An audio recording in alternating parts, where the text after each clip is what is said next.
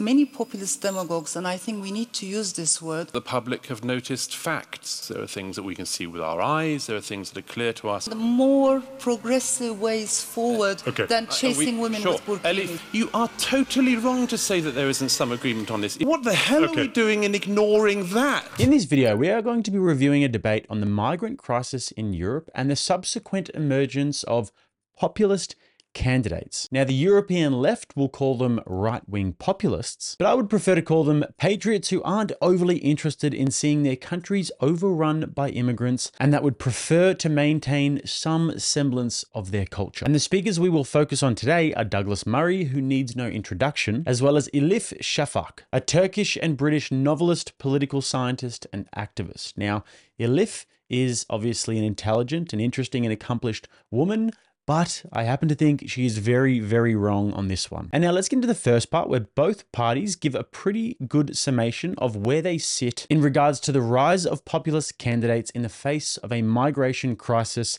and the strange death of Europe, as Douglas Murray puts it. And quick side note, guys, there are a few little visual blackouts in the original video, so your computer's not shutting down. It only lasts for a second or two. Let's get into it. Yes, the issue of identity with the emphasis on the singularity of it, I think it's so crucial in all populist movements. Of course, we're talking about very different examples. We have populisms in wealthy Sweden, but also we have populism in crisis-ridden Greece. There are differences, but this is one of the common areas. Populism doesn't like plurality, multiplicity. And at the end of the day, all populist movements expect us to clarify a singular monolithic identity. Are you a Muslim? Be a Muslim, according to my definition of Islam. Are you a Dutch? You can only be Dutch. You can't be plural, which is completely against our nature, because as human beings, we're made of water. We have multiple belongings. So that is a repetitive, example that we see from country to another, one to another. Douglas, I want to hear what you say to Christine's point about there's always been waves of immigration. It's just part of European history. Why now is this making you fear that actually Europe itself may be even on the verge of its own death because of this change that you discern in your book and in what you've been writing? First of all, the point that Christine makes does not prove the case, of course, does it? Because a lot of the areas where people don't like the diversity, shall we say, is because they've had enough of the diversity. It's not because they've never tried it. They've tried it and don't like it. And they go to areas where they can not have more of it thrown down their throat. And that's one of the big issues, isn't it? That everyone who's for the, as it were, endless diversity as a definition of us will always come to is there a moment when there is such a thing as too much? And I think that the people can sense that, and certainly sense it far better than any political or other class. This word, by the way, populism and populist, I don't buy it myself, I don't use it. I think populist is a term that some people use for things they don't like. It's simply a really good and easy way. I mean, let me give you an example. Monsieur Macron ran without a party, effectively formed his own movement, was a one-man show, very charismatic and so on. He's not described as a populist. Why? When Hillary Clinton does the us and them with Wall Street, as she did in her campaign, boasting that she was the only candidate so tough on Wall Street that they actually were fighting against her, who described Hillary Clinton as a populist? If Hillary Clinton had won the election, would it have been a populist win? If Remain had won, would anyone have said this is a populist thing? No. Is your Prime Minister a populist? Is our Prime Minister populist? No. I mean, she's the head of the Conservative Party. But you did hear a definition.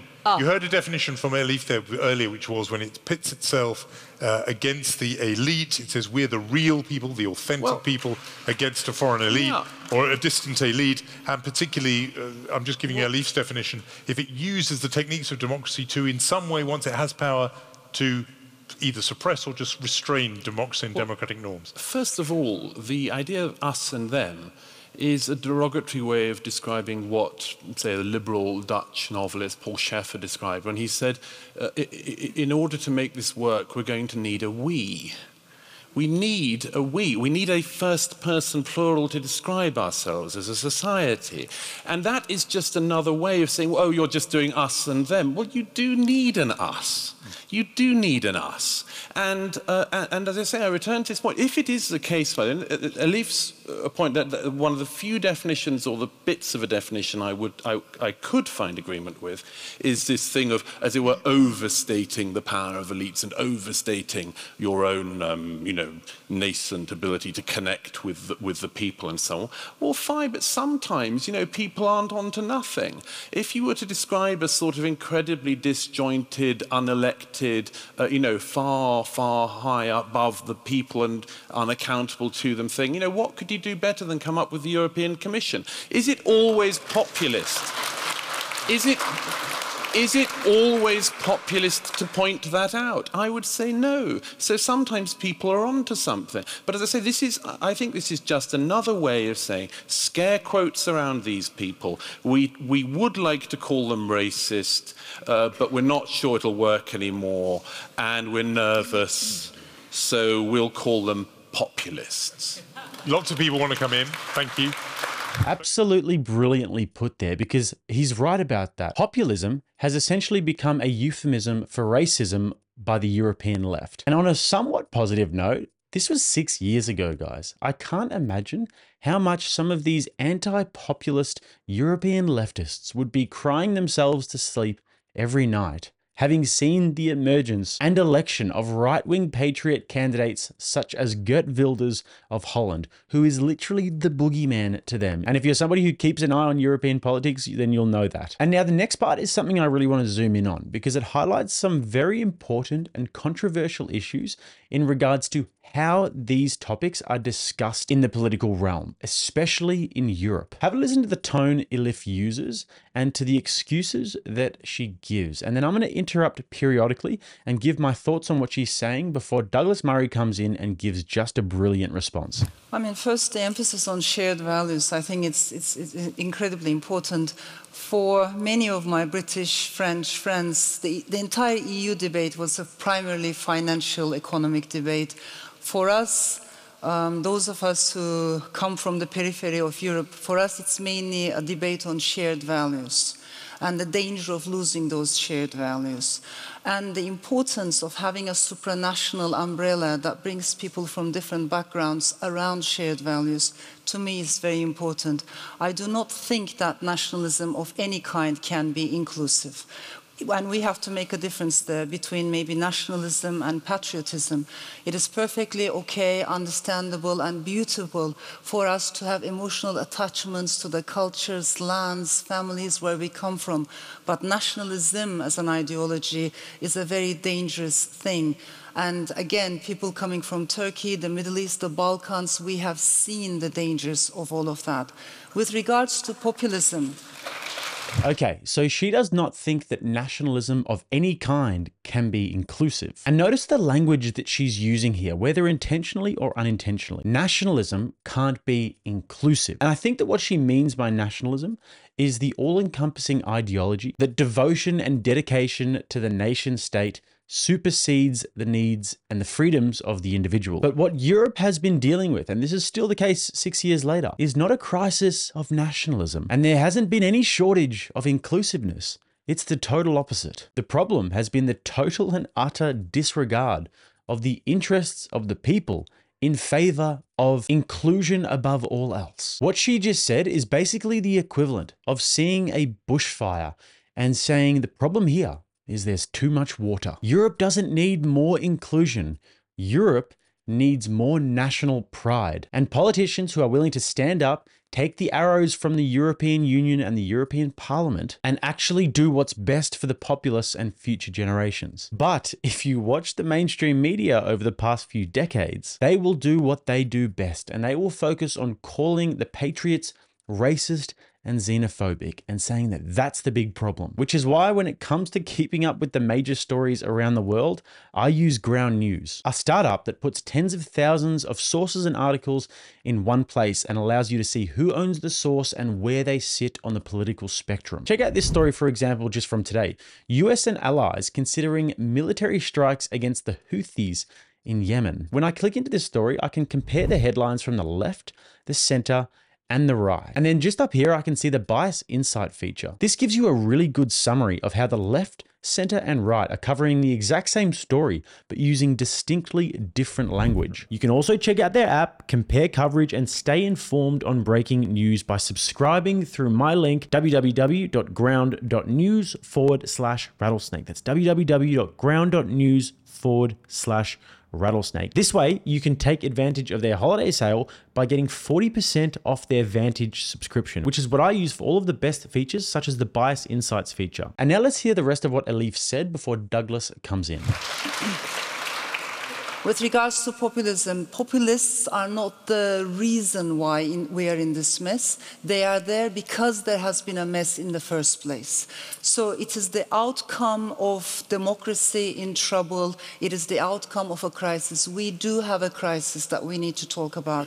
And I do not think that that crisis can solely be understood by looking at economic or financial inequality. By no means, I'm not belittling, underestimating the importance of economic gaps, but we need to talk about other things as well, particularly emotions, which has been so underestimated in mainstream political theory. But I do believe that this is the age of anxiety, angst, anger. It is perfectly understandable for people to worry whether their children are going to find a job. You know, it's perfectly understandable that the people are worried that, yes, there will be too many refugees and to be worried about terrorism. If we do not allow them to speak their anxiety, to talk about it, if we don't have open spaces and judge them on the basis of their emotions, I think we will be pushing them towards the far right. To me, it's very interesting to see. Okay. Let's go back a few years. We had the Arab Spring, we had the financial crisis, we had the Euro crisis, Brexit, Trump. Many times, including the polls, the experts got things wrong. We need to talk about these things. How is it possible? But where we are right now is many populist demagogues, and I think we need to use this word, they are saying to the people, you know what? These people, the elite, they're always getting it wrong. And you are the pure people. You just need to trust your guts, your instincts. You don't need these intellectuals. Yeah. So the denigration of the intellect, to me, is a very dangerous trend. So I can't actually stress enough how wrong she is about this and how this is the sort of rhetoric that has gotten us into this mess. She started off by saying that populism exists as a result of a problem, which for a second sounded like she was really on the right track. But then she goes on to say that there is a problem and we need to talk about it. But the problem is that we live in the age of anxiety and we can't just talk about facts and finances and economics. We must talk about the feelings.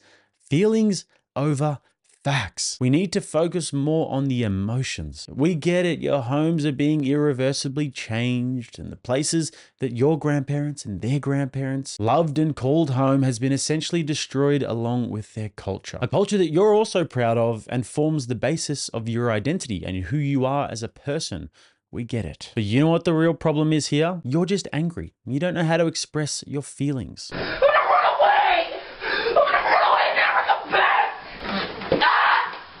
And really what we need to do here is just walk to the top of a grass hill, hold hands, form a circle, and simultaneously sing "We Are the World."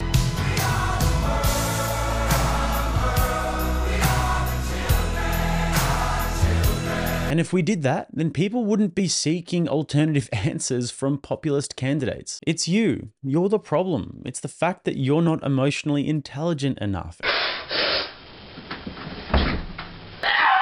And if you were just able to sort of ascend to the level of inclusive enlightenment that us smart people are at, then there wouldn't be any cultural conflict. This, ladies and gentlemen, is exactly what you get when you feminize politics. Politics is essentially an agreement between men who have a monopoly on violence about why we're not going to kill each other for now. And each man is trying to get the best deal for him and his tribe. And in that environment, you need to be self-interested and you need to put your country first, because if you don't, you will not survive. It is a cold world out there, and if inclusion and everybody's feelings is the #1 priority, then you will get eaten alive by guys like China, who will come to the table and they will say, "Ah, yes, inclusion.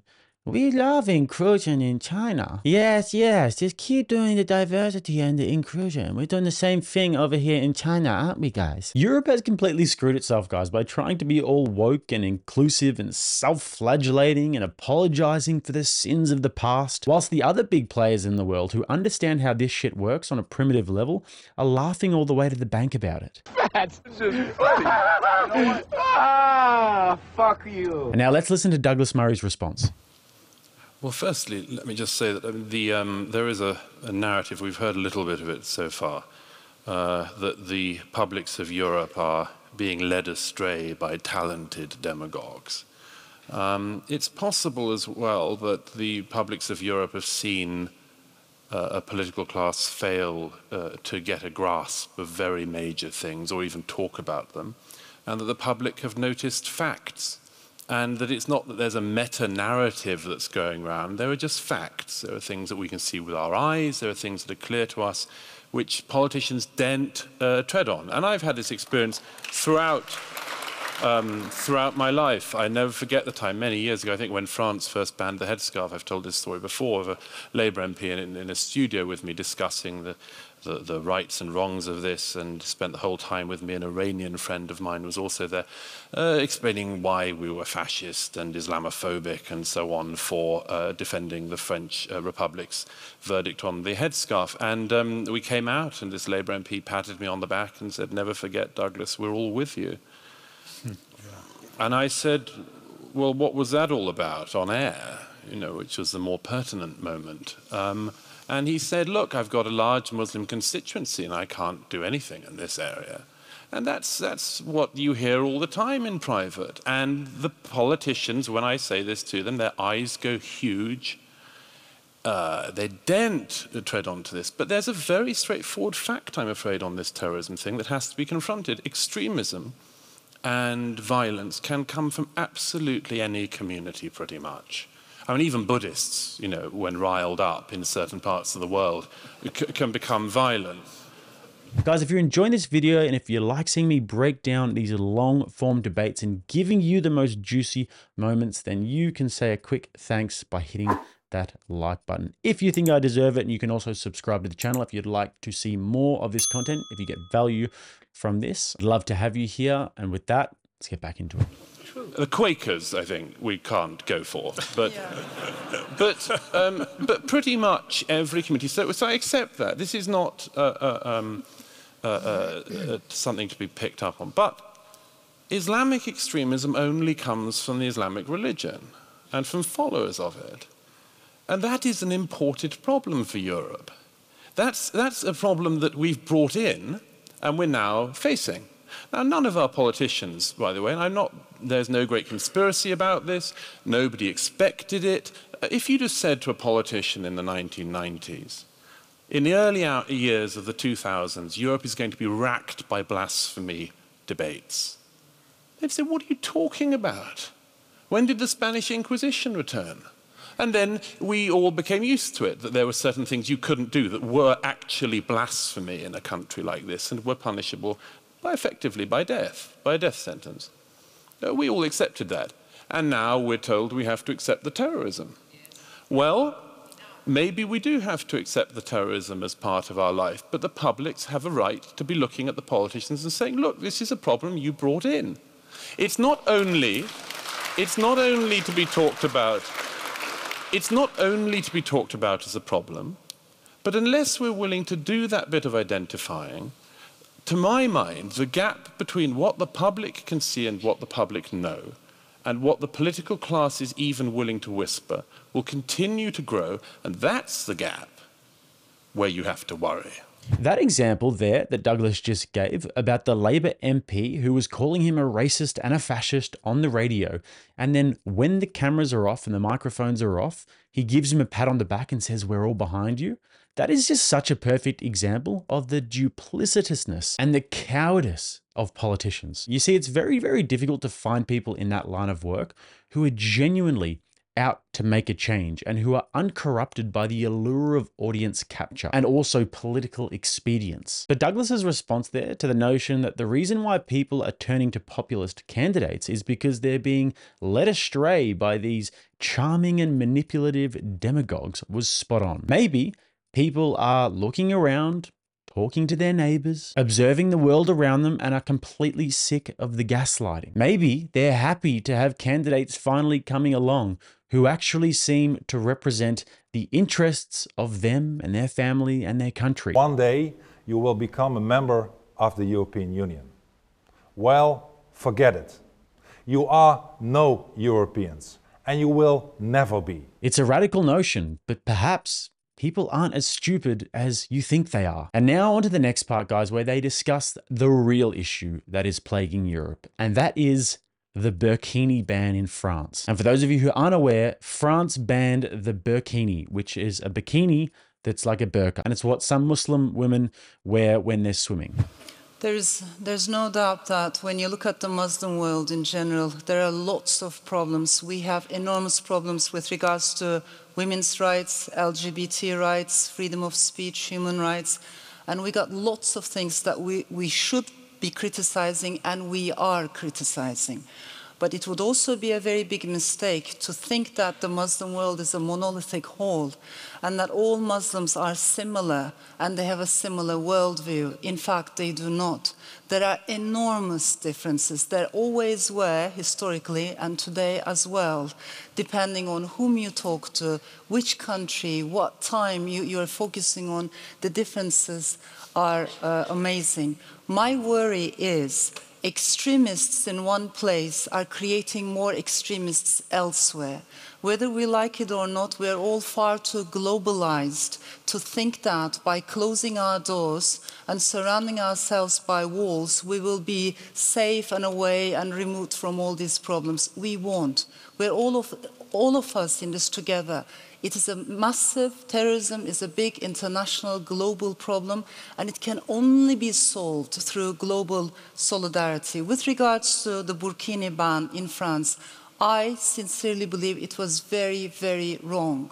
It was a big mistake. I think we should be criticizing faith-based schools. We should be criticizing extremist preachers.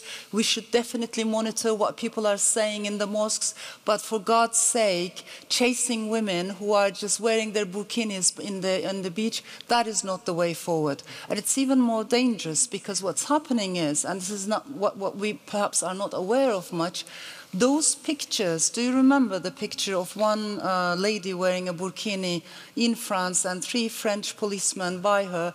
Unfortunately, that very photograph has been circulated in Turkey, in Jordan, in Egypt, with awful captions saying, you see, this is what they're doing to our women. All staged, with a TV crew. This is awful. This is very dangerous. The Catholic nuns are dressed the same way with a burkini, and you allow them to dress like that. Why do you go after? This is crazy. Can I suggest Douglas, something? May I suggest let's hear from you. Okay, yeah, Elif, I cut you off before, so we'll let you finish now. Yeah, and then I come from a country because Turkey and France have lots of similarities. The laïcité we have borrowed directly from France, not the Anglo-Saxon secularism. And Turkey has applied the headscarf ban. Iran has applied the headscarf ban. It didn't work. It created massive problems. But yes, we all share the same aims with regards to how do we prevent extremism, how do we prevent terrorism, but let's also find more progressive ways forward than chasing women with burkinis. Douglas, first of all, sorry, Elif, but the burkini ban is a massive diversion. A massive diversion. It was a big mistake for the French state when that happened, I agree, but this is not the biggest issue. The biggest issue is that just up the road, again, a few days ago, 3 men with machetes went through a London street hacking at people saying this is for Allah. Okay?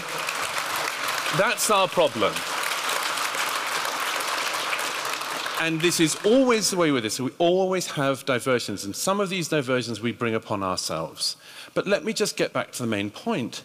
We have had historically massive issues in Europe. Nobody who knows anything about our history wouldn't pretend that.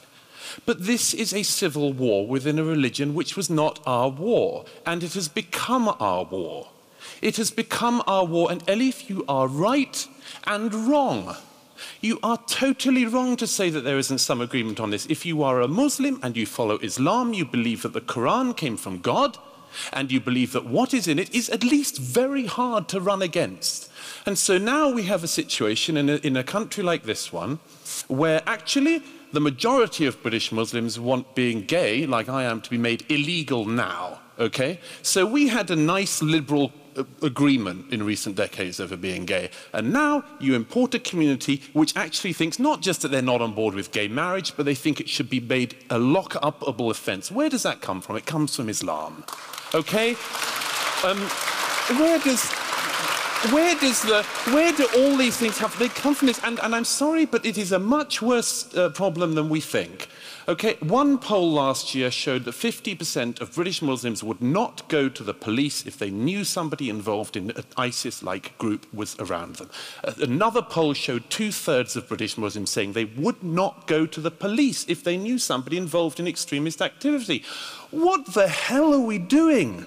What the hell are we doing in ignoring that? Okay. So that tells a lot, guys. Whilst this migrant crisis and its implications are enormous in magnitude, and whilst the essence of the greatest civilization to ever exist, which is Christian European civilization, is slipping through our hands, and these once great nations are being brought to the brink, the public conversation is about the burkini ban and about how everyone is racist. You see, they're both right here in the sense that there was a conversation that needed to happen. But that conversation was, who are we?